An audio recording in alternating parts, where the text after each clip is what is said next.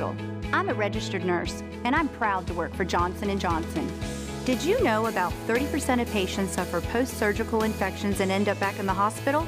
A way to help avoid this is by making sure you keep your wound clean with gauze, sponges, and ointment. After you've washed your hands and removed the dressing from your wound, use the wrapper of the gauze to keep it sterile while you wet it with saline for cleaning.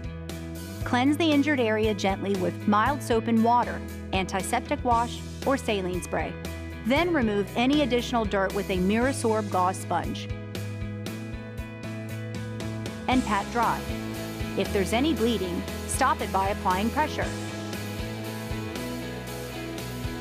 Then apply Neosporin antibiotic ointment. If you're allergic to Neosporin, use polysporin ointment and gently cover your wound.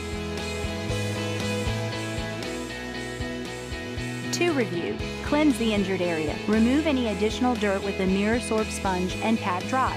Stop any bleeding by applying pressure. Then apply Neosporin and gently cover your wound. For additional information, please contact your healthcare professional.